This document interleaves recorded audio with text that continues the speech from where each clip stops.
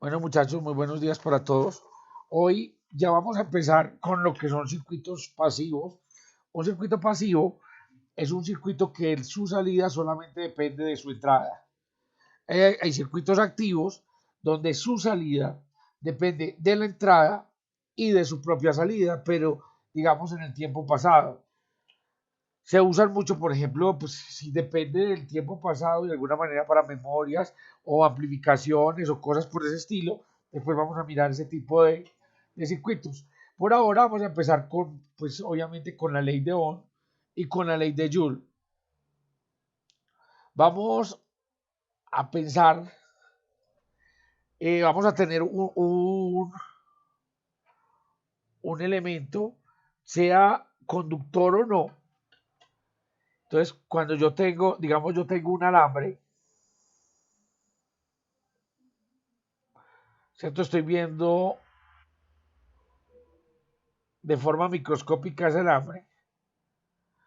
El análisis que voy a hacer pues es un análisis clásico, no es un análisis cuántico y también es muy general, muy global, pero de alguna manera nos va a dar idea de lo que está pasando dentro del material. Cuando yo tengo un átomo, pues habíamos o sabemos que cuando yo tengo un átomo, pues tengo el núcleo y los electrones se hacen en diferentes niveles de energía alrededor de ese núcleo y entonces ese núcleo, dependiendo del átomo, tiene una configuración electrónica. Cuando este átomo se forma en una estructura, vamos a decir, recuerden que esto pues es muy somero, muy... Entonces la estructura, digámoslo así, también forma otros niveles de energía. Esos niveles de energía, digámoslos por acá, o sea, donde ya pueden estar los electrones, me va a permitir que un electrón en ese nivel de energía salte de un átomo a otro átomo. Entonces, esos niveles de energía que forma cuando se forma en estructura, es lo que nosotros llamamos una banda de conducción.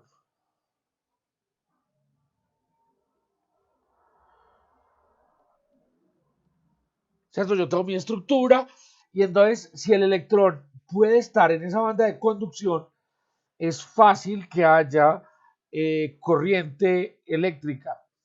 Pero si el electrón le es difícil llegar a esa banda de conducción, entonces es difícil que haya corriente eléctrica. Entonces, cuando yo tengo un átomo y digamos aquí están los niveles de energía de la configuración electrónica y por aquí están los niveles de energía de la banda de conducción y existe este gap, ¿cierto? Como esta brecha entre la energía de el sistema electrónico y la energía de la banda de conducción, entonces esto se llama, estos son no conductores. ¿Por qué? Porque de alguna manera es difícil que los electrones de la configuración electrónica salten a la banda de conducción para ir saltando de átomo en átomo. Entonces esto es lo que uno conoce como un aislante. Pero cuando esta banda, digamos, a ver, yo tengo mi banda de configuración y yo tengo, digamos, esta es la banda de conducción y se solapan, o sea, este pedacito está solapado, eso quiere decir que los electrones pueden brincar de la de configuración a la banda de conducción, y entonces los electrones pueden eh, andar sobre ella, o sea, pueden producir corriente eléctrica. Bueno, y entonces este tipo de materiales se llaman materiales conductores, que por lo regular son en los metales, es donde esas bandas se cruzan o se solapan con la banda de configuración del elemento. Hay otros donde la banda de conducción, digamos que está la banda de conducción, está muy cerca a la banda de, pues, a la configuración electrónica. Y entonces, digamos, esta brecha, este gap es pequeño. Y entonces, de alguna manera, se puede tratar de librar este gap, o sea, con alguna fuerza o con cambio de temperatura o con algo, para que los electrones puedan, digamos, subir de la configuración electrónica a la banda de valencia. Estos se conocen como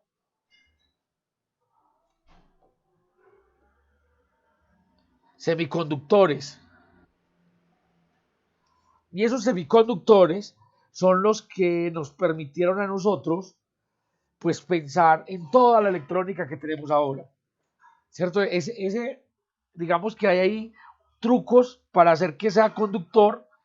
Entonces, de alguna manera hay una forma donde es conductor, hay otra manera donde no es conductor, y entonces nos permite, digamos, tener estados.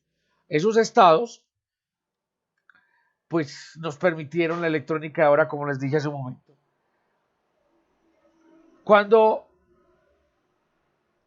uno tiene un conductor, por lo regular, a medida pues, que va aumentando la temperatura, la resistencia en el conductor, digamos, esta es la resistencia. Estoy hablando de algo que todavía no he definido, pero ya yo supongo pues que tienen algún conocimiento. Entonces, en un conductor, la resistencia, a medida que la temperatura aumenta, pues la vibración aquí de estos elementos empiezan a moverse, unos empiezan a vibrar para todos los lados, y eso hace que aumenten los choques de los electrones con los átomos, y entonces, digamos, la conducción como tal se hace más difícil. O sea que a medida que la temperatura va aumentando, la resistencia también va aumentando. Pues uno podría esperar que la curva fuera lineal o que fuera un poquito curva, pero uno se encuentra con que no hay linealidades, que hay lugares donde se sale de la linealidad, ¿cierto? Que, bueno, entonces esa gráfica, pues es una gráfica, es un esbozo de una gráfica para un conductor. Mientras que los semiconductores, cuando aumenta la temperatura, la brecha, el gap de energía va disminuyendo. ¿Eso qué quiere decir? Que si aumento la temperatura, es más fácil es más fácil hacer que los electrones conduzcan. Entonces, a medida que yo aumento la temperatura, la resistencia va disminuyendo. Así se comporta, digámoslo así, un semiconductor. Un semiconductor. Pero bueno, ahora volvamos otra vez a nuestro elemento.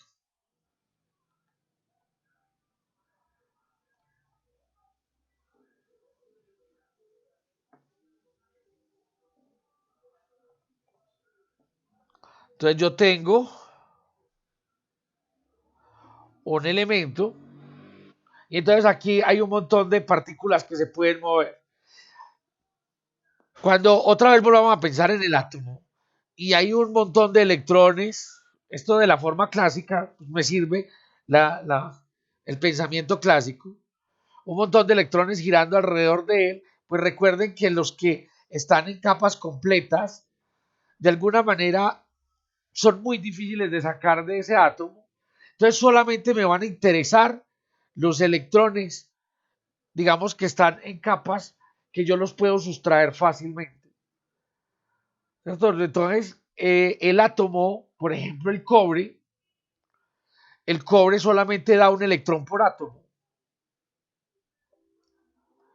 ¿Eso qué quiere decir? Que no vamos a tener en cuenta todos los electrones del cobre, sino solamente el que puede donar o el que puede ir cediendo o el que puede saltar a la banda de conducción en mi material. Los electrones siempre están saltando. Va a ser, digamos, por ejemplo, un electrón de acá pasa acá, otro de acá pues subió por acá, otro bajó por acá, otro subió. O sea, todo aquí hay movimiento. Pero cuando yo mido ese movimiento, me doy cuenta que el promedio de ese movimiento o la velocidad de todo el sistema es cero. ¿Cierto? No hay corriente, no hay un flujo de electrones pasando por el material. Yo he repetido mucho que son electrones. Lo que nosotros podemos saber, o para la época cuando usted empezó a estudiar, era que teníamos o una carga positiva o una carga negativa moviéndose a través del elemento. Con el tiempo, pues nos dimos cuenta que los que se mueven son las cargas negativas y no las cargas positivas. Cuando, cuando veamos semiconductores, es muy, eh, es muy usado el término de hueco. Ya les va a decir, porque, o sea, supongan que tengo mis átomos y aquí hay la posibilidad de que entre un electrón, ese huequito es la posibilidad que entre un electrón, aquí la posibilidad que entre un electrón, aquí la posibilidad que entre un electrón, esos huequitos,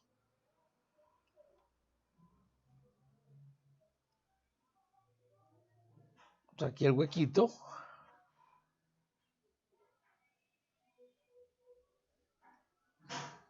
la posibilidad que entre un electrón. Entonces, cuando la carga negativa se está moviendo, entonces aquí viene una carga negativa saltando, saltando, saltando. De alguna manera es lo mismo como si el hueco se moviera hacia la derecha. Entonces, supongamos, al principio todo, aquí hay un electrón, aquí hay un electrón, aquí hay un electrón, aquí está vacío. Este electrón entra, digámoslo aquí, este salta, este salta, y ya el hueco lo genera aquí. Entonces ya este viene para acá, y si ustedes se fijan, o si ustedes lo piensan, el electrón se mueve hacia la derecha y el hueco se mueve hacia la izquierda. Entonces, las cargas positivas no es que el átomo se esté moviendo hacia el otro lado, sino que las cargas positivas es que el hueco donde está el electrón, donde posiblemente puede haber un electrón, se está moviendo hacia el otro lado. Entonces se habla de moverse las cargas positivas o de moverse los huecos en mi sistema. Entonces yo les he hablado, yo les he dicho, es que es un electrón. Bueno, digámoslo, hablemoslo de movimiento de carga. ¿Cierto? Bueno, ahí me quedó un poquito feo mi área transversal.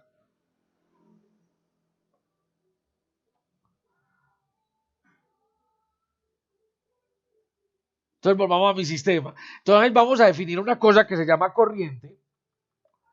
Entonces, corriente eléctrica. Y la corriente eléctrica de forma macroscópica es cuánta carga está pasando en un lapso de tiempo. ¿Cierto? O sea, cuánta carga está pasando por aquí en un lapso de tiempo. O cuántos portadores de carga, positivos o negativos, están pasando por ahí en un lapso de tiempo. Esto pues es muy parecido. Ustedes pueden hacer toda la similitud con el caudal de agua. ¿Cierto? O sea, esto es muy parecido. Es la cantidad de agua que está pasando por un tubo. Entonces aquí va a ser lo mismo. Es la cantidad de portadores de carga que están pasando en el tiempo, digámoslo, por ese tubo. En este caso mi tubo es un elemento conductor. Cuando yo quiero, pues esto es, digámoslo, una corriente media, pero cuando yo quiero pensar en una corriente instantánea, pues ya me voy a la parte diferencial. Entonces ya es un diferencial de carga eléctrica dividido un diferencial de tiempo. O sea, otra vez vuelve a lo mismo. ¿Cuánta carga está pasando en un diferencial de tiempo? Entonces vamos a definir para, digamos, a ver si nos queda esto un poquito más claro qué es lo que está pasando acá. Vamos a tratar de mirar cuántos portadores de carga están pasando, digamos, en este volumen, ese volumen que acabo de pintar ahí. ¿Cierto? ¿Cuántos elementos de carga pasan por acá? Y entonces voy a definir o voy a decir que N es el número de portadores de carga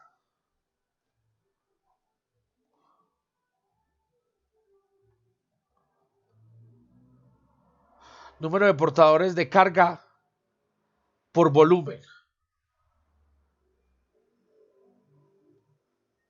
O sea, porque recuerden que cada átomo pues no está dando, cada particulita no está dando la cantidad de electrones que tiene, sino los que puede dar, los que están en esa configuración electrónica que pueden saltar fácilmente. Entonces ese número de portadores de carga, pues uno lo piensa, entonces es el número, en este caso pues de portadores de carga negativa, el número de electrones, dividido el volumen. Si esto tiene una longitud L y esto tiene una área A, entonces pues dividido el área por la longitud. Este número de electrones aquí, pues esta es lo que yo estoy haciendo es multiplicando, este es el número de electrones y esta es la carga de cada electrón. Entonces, si ustedes lo miran, esto va a ser pues el delta de Q o el Q que está pasando por ese volumen. Entonces ese delta de Q pues va a ser más o menos o pues, aproximar a esa N que acabo de definir por el área por la longitud. ¿Cierto? Y si a este delta de Q pues lo divido por el tiempo, entonces algo así como un delta de Q dividido un delta de T, pues va a ser N que por el área por L sobre ese delta de T. Y ese, entonces, delta de Q sobre delta de T es lo que acabamos de definir como la corriente, como una corriente media.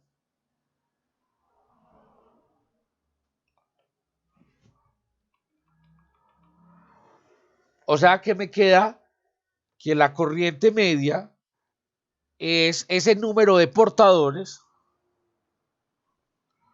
por el área y L por delta de T es la velocidad. ¿Pero qué velocidad? Una velocidad que llamamos una velocidad de deriva.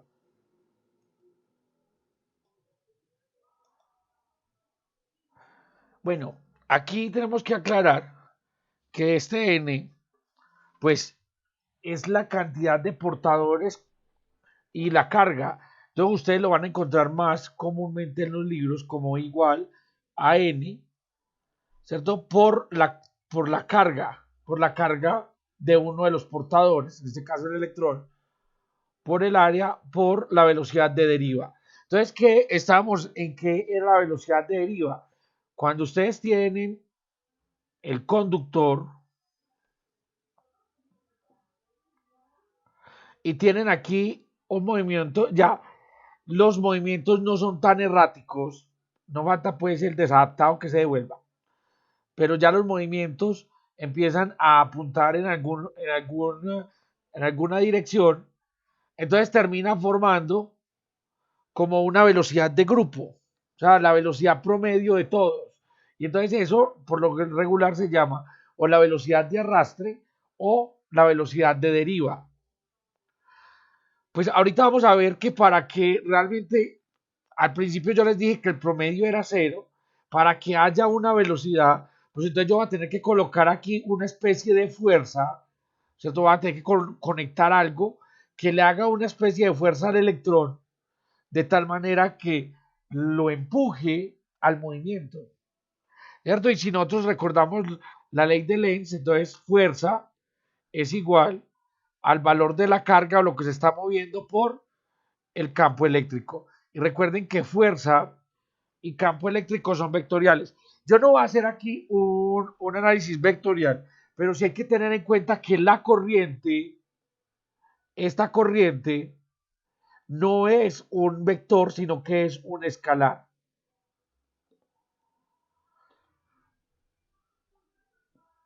Eso se da porque entonces ya no es el área, sino que es el área por la dirección unitaria del área, punto, la velocidad de deriva, ¿cierto? Porque ustedes recuerdan, si el área, por ejemplo, si yo tuviera un área en esta forma y entonces la velocidad de deriva fuera en esta forma, entonces, ¿cómo considero yo la situación de la corriente? Pero bueno, yo no voy a hacer un análisis de ese tipo, como les dije. Y entonces, pues venía como acá, o sea, que la corriente es el número de portadores de carga, o más bien la carga, por el área por la velocidad de deriva. Ahora es muy común que yo defina la densidad de corriente, ¿cierto? La densidad de corriente J, y este, si va a ser un vector, es igual a la corriente que pasa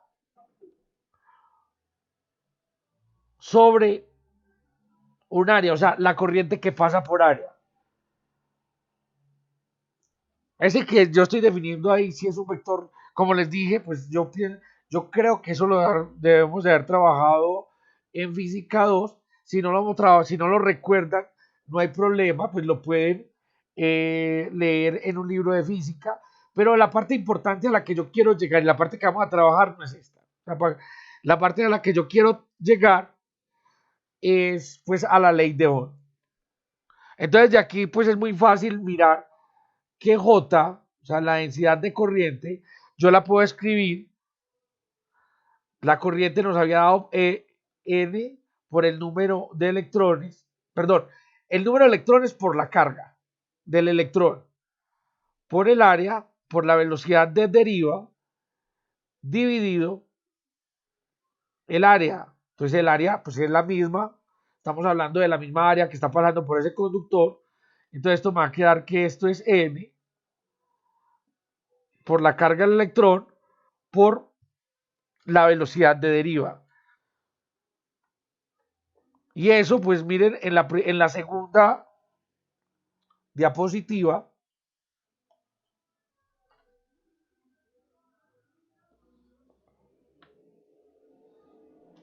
si pasa,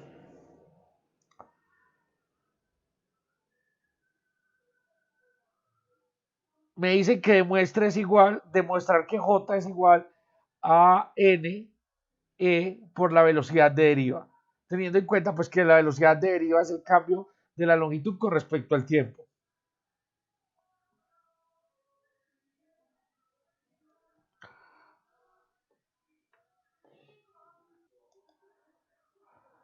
Bueno, pero hasta el momento todavía no hemos como llegado a la parte que nos interesa, que es mostrar cómo es la ley de Ohm.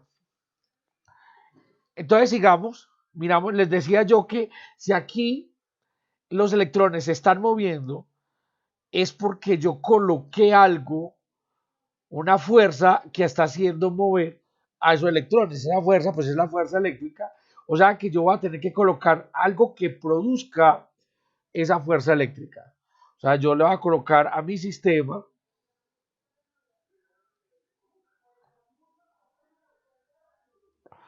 entonces ese algo que produzca esa fuerza eléctrica, pues va a ser una fuente de voltaje. ¿Qué hace ese voltaje? Pues coloca entre este conductor un campo eléctrico, ¿cierto? Y si este es el más, este es el menos, sabemos que los electrones van a tratar de ir del menos al más. O sea, esta es la dirección de las cargas negativas. Pero por convención, siempre hemos supuesto la corriente yendo del positivo al negativo. Eso no es ningún problema, no cambia nada lo que nosotros estamos tratando de analizar. Entonces, decía yo que la fuerza en ese caso es igual a la carga eléctrica, o sea, lo que está pasando, lo que está sintiendo, por ese campo eléctrico que hay entre los dos terminales. Ese campo eléctrico, ¿qué lo proporciona? Este voltaje. Este voltaje se puede ver exactamente como las dimensiones de una fuerza. Y es muy común que se llame la fuerza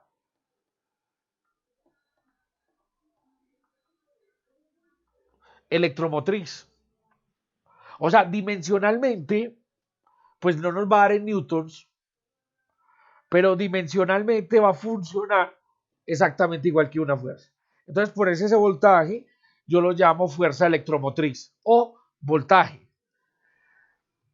Entonces, el voltaje, pues las unidades de voltaje son voltios.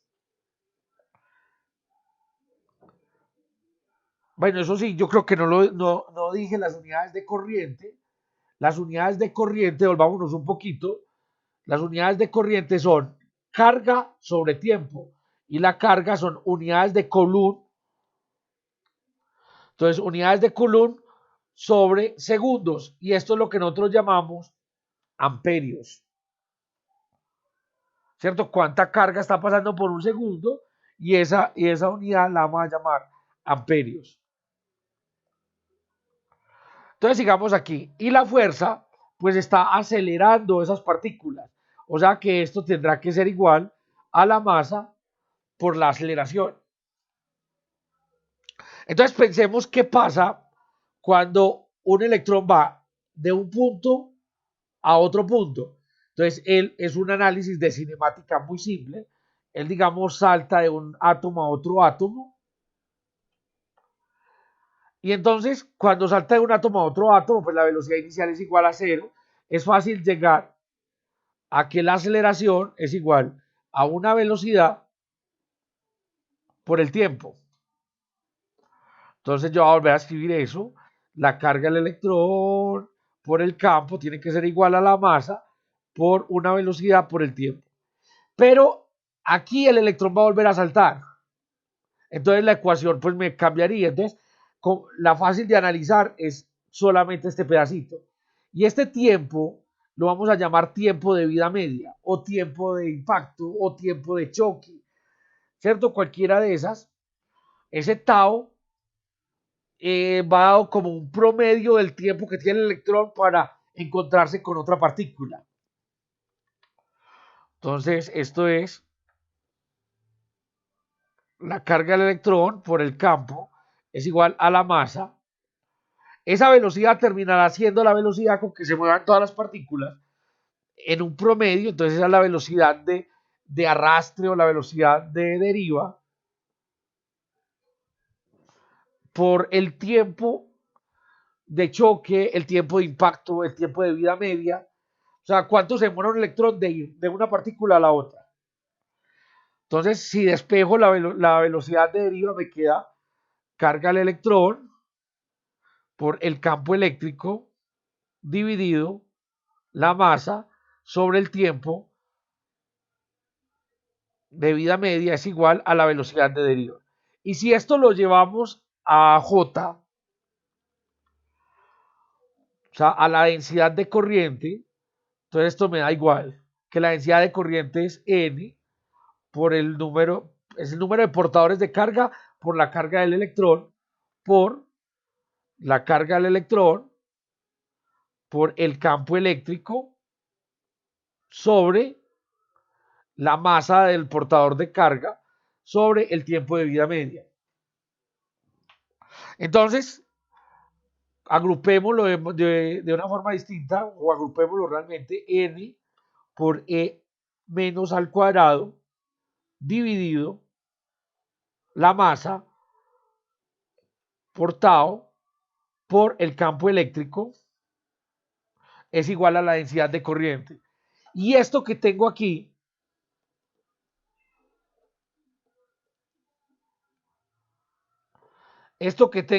lo voy a llamar la conductividad. Entonces, la conductividad, y si ustedes se fijan, son propiedades del material. ¿Cierto? El número de portadores de carga que aporta al conductor y la masa y el tiempo en que cada electrón va a pasar de partícula a partícula, digámoslo así, la separación, ese tau pues me termina también dando la separación entre las partículas, es lo que yo podría llamar la conductividad. Y entonces llego a una ecuación ya muy conocida, que es que la densidad de corriente es igual a la conductividad por el campo eléctrico.